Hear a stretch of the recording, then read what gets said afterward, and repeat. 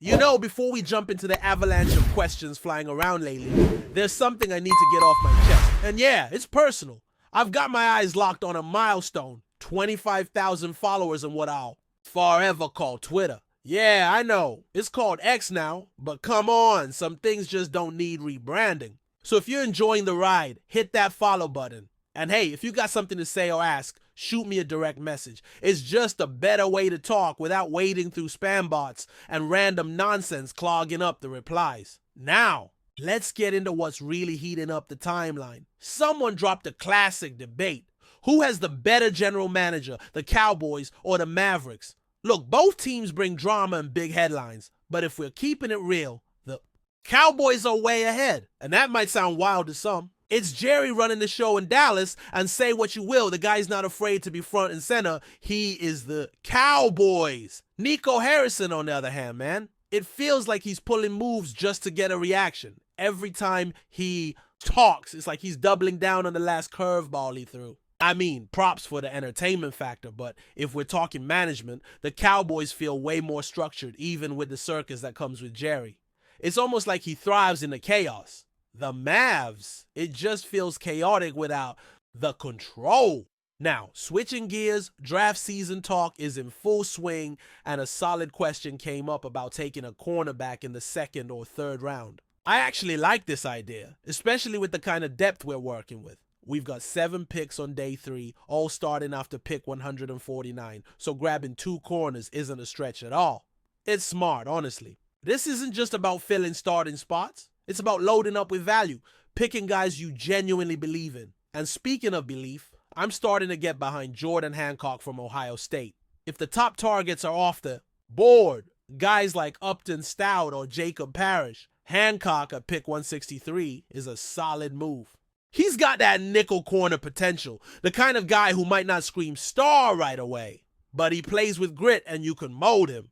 And this philosophy, it doesn't have to stop with corners. If you wanted to double up on linebackers or even running backs, say one on day 2 and one late on day 3, it works. That's the flexibility you get with a deep draft like this. You don't need to land a flashy name. You need smart depth. And when you're building toward December football, that matters. Now someone else tossed a curveball. What if the team stays put in round 1 and takes a wide receiver instead of trading back? It's a risky move, but it changes your whole day. 3 strategy. Want to jump into the 4th round? You're probably packaging a couple of 5th round picks together. Now, if you're dead set on keeping one of those valuable 5ths, things get a little trickier. You might have to accept that you're not jumping as high up as you'd like, but it's doable. You just can't expect to turn 3 6th rounders into a 4th. That's not how it works in the real world, even if the trade value chart says it adds up. GMs don't play like that. It's like poker. It's not just about the math, it's about the read. Speaking of that chart, we're looking at revised numbers now. Newer models that actually make moving up a little more cost effective. Let's say you're sitting on pick 19. Combine that with 84 in your 4th, and maybe you're cooking up a deal for another 3rd and 4th. It's tight, but not crazy. The only question is whether the other side bites. You've got to know how much they value their own picks, and that's where strategy kicks in. Now, let's talk wide receivers, because that 1st round conversation always leads here. Who's the safest pick? Who's the guy that's got boom or bust written all over him? I'll tell you right now, Mecca Ibuka feels like the safest bet. He might not have that WR1 ceiling, but I think he's got a high WR2 floor. And you can build an offense with a guy like that. He's polished, he's consistent, and he doesn't have glaring holes in his game. People love the upside dream, but consistency matters more than folks admit. Then you got guys like Golden and Burden, pure wild cards. Both have huge potential, but they also come with some red flags. Burden especially, man, his tape leaves you with questions. Was he limited by scheme? Is he just a gadget guy, or can he actually run a full route tree? I want to believe, but I've seen that story before. He's electric in space, but so was Rashee Rice. And we saw how his game needed refining. Rice's average depth of target was nothing to write home about, but he popped once he had the rock. Burden gives me the same vibe.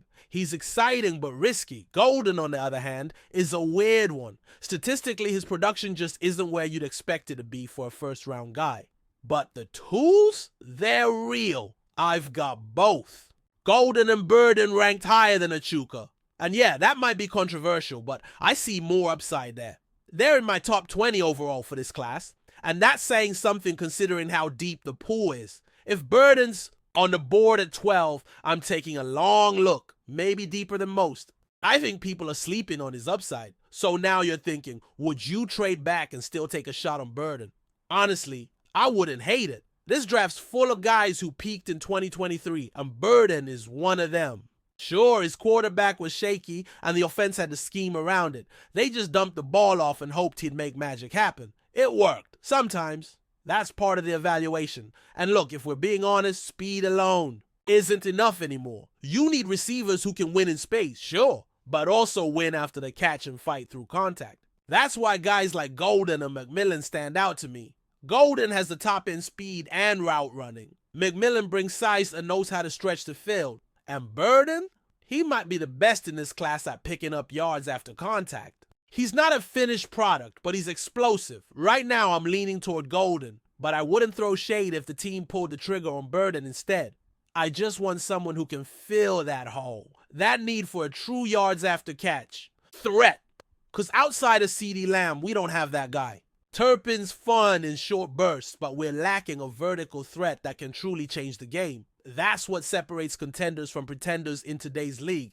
And if that means we go after Burden or even trade back and stockpile picks while still landing one of these guys, I'm all for it. The window's open. Let's go make something happen. All right, let's keep the momentum going because the draft conversation is far from over. One of the more interesting angles that popped up was about potentially taking 2 running backs, not just one. And I gotta say, that's not a crazy thought at all.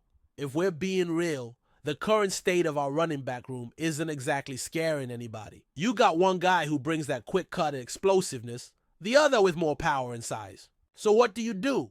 You mix and match. It makes perfect sense to go for 2 backs with complementary skill sets. That way, you're not scrambling when injuries hit or a guy underperforms. It gives you flexibility, and in a league that's constantly evolving, that's everything. But let's be clear, if you don't go running back in the first 2 rounds, you better believe the top-end talent at that position will be drying.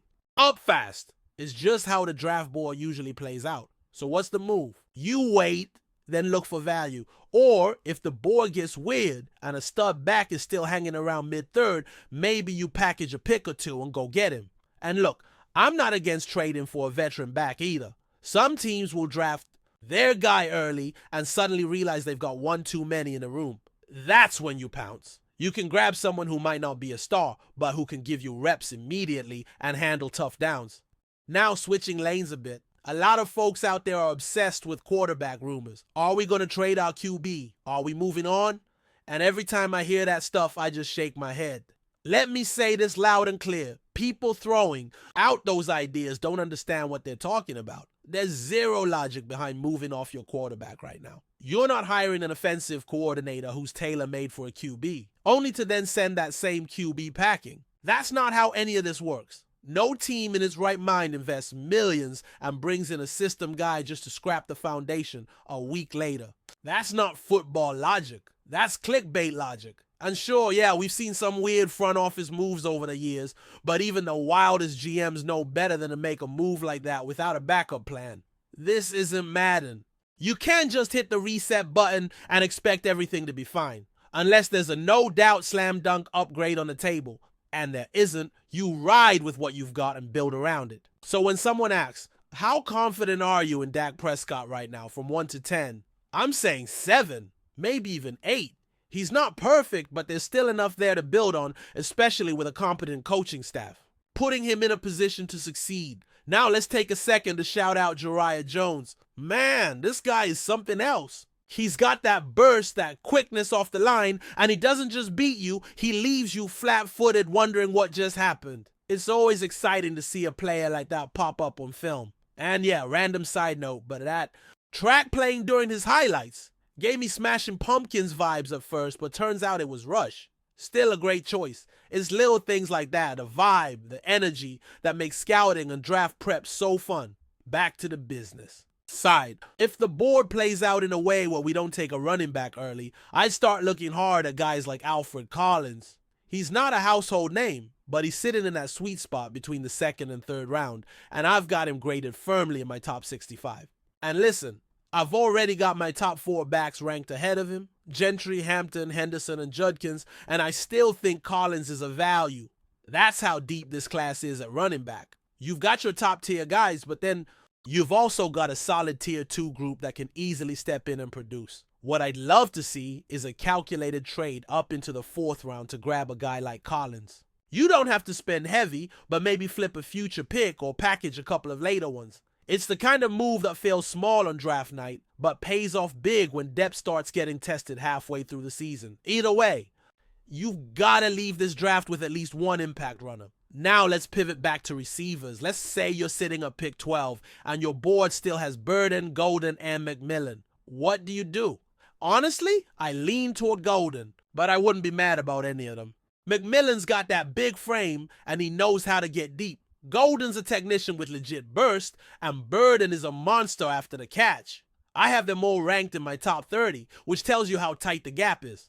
Outside of those three, there's a major drop-off. From pick 30 to 50, it's kind of a no man's land for receivers. A bunch of guys with upside, sure, but question marks too. That's why if I'm calling the shots, I don't wait on wideout. I go and get my guy early. But that's where strategy gets interesting. Because running backs, I've got at least 10 in my top 100. Maybe 15 that I believe can handle a real workload. So while receiver is a front-loaded class, running back is spread out. That tells you where the priority should be. Lock in your receiver early, then play the long game on the backs. That's the recipe for a balanced draft. And yeah, there's buzz about a potential trade for George Pickens. Let me just say, I'm not feeling it. The talent's there, no question. Pickens can ball, but there's too much noise around him. Inconsistency, attitude, the kind of stuff that doesn't just disappear with a change of scenery. And think about this. When was the last time a receiver left Pittsburgh underwhelming and blew up somewhere? Else? Emmanuel Sanders, sure, but that's more the exception than the rule. If the Steelers are done with you, chances are they've seen something the rest of us haven't. So if you're looking for a trade target, I'd go elsewhere. There's gotta be a better fit out there. Someone with fewer off-field concerns, someone who fits the locker room. This isn't just about raw talent anymore. It's about culture, chemistry, building the right kind of roster. Pickens might put up stats, but is he the guy you want in your building long term? For me, it's a no. So here's the thing. This draft is shaping up to be one of the deepest in years at certain positions. That gives you room to get creative. Trade back, stockpile picks, find value on day 3. But if you're swinging for upside, swing early. Don't wait until your guy's off the board and you're left reaching. If Burden's the pick at 12, I'm good with it. If we trade back and still land McMillan or Golden, even better. Just don't overthink it. Build your board, trust your evaluations, and make smart, aggressive moves. That's how you win draft weekend. Not with hype, not with headlines, but with preparation and confidence. Let's see how it plays out. But before we continue, don't forget to subscribe to our channel and give this video a like. Your support helps us keep bringing you the latest updates on the Dallas Cowboys. Feel free to share your thoughts on the news in the comments as well. In a stunning turn of events, Jared Goff, the veteran quarterback who once led the Los Angeles Rams to a Super Bowl appearance, is joining the Dallas Cowboys. The move, which has caught the attention of NFL fans and analysts alike, is expected to have a significant impact on both Goff's career and the Cowboys' ambitions for the upcoming season. Goff, who was drafted by the Rams as the first overall pick in the 2016 NFL Draft, spent several successful seasons in Los Angeles. Under his leadership, the Rams' offense flourished, culminating in a Super Bowl appearance in 2019, although they ultimately fell short against the New England Patriots. After a high-profile trade in 2021, Goff was sent to the Detroit Lions, where he continued to demonstrate his ability to lead an offense and develop as a more mature quarterback. His time in Detroit wasn't without its challenges, but Goff showed resilience, putting together solid performances despite being surrounded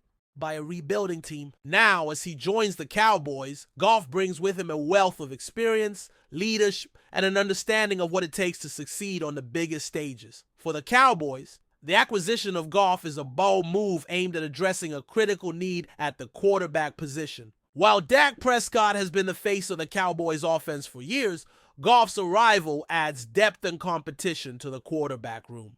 Prescott has faced criticism for his inconsistency in the playoffs and bringing in a proven signal caller. Like Goff could offer the Cowboys a different dynamic, providing them with a reliable backup and potentially pushing Prescott to elevate his game. From a tactical perspective, Goff's style of play is a natural fit for the Cowboys' offense. Known for his accuracy on short and intermediate throws, Goff's strengths align well with the Cowboys' preferred method of controlling the game through the air and utilizing play action. His ability to operate effectively in a system that relies on a strong offensive line and a reliable running game could make him a valuable asset to head coach Mike McCarthy's playbook. The decision to bring in Goff could also be seen as a long-term investment. If Prescott's future with the Cowboys continues to be uncertain, Goff could step in as a starting quarterback for a team with championship aspirations. With a roster that boasts star power, including wide receiver CeeDee Lamb and running back Ezekiel Elliott, Goff could find himself in an ideal situation to make a deep playoff run. Overall, the acquisition of Jared Goff signals the Cowboys' commitment to building a competitive and flexible roster as they aim for Super Bowl glory. While the move raises questions about the future of Dak Prescott, it undeniably strengthens the team's quarterback position, ensuring that the Cowboys remain a formidable contender in the NFC. Fans and analysts alike will be watching closely to see how Goff's arrival impacts the Cowboys' offensive plans and whether it can push them closer to their elusive championship goal. That's it for this update. If you enjoyed the video and want to keep receiving exclusive news about the Dallas Cowboys, please subscribe to our channel and give this video a like. We always look forward to your comments and opinions. See you in the next video.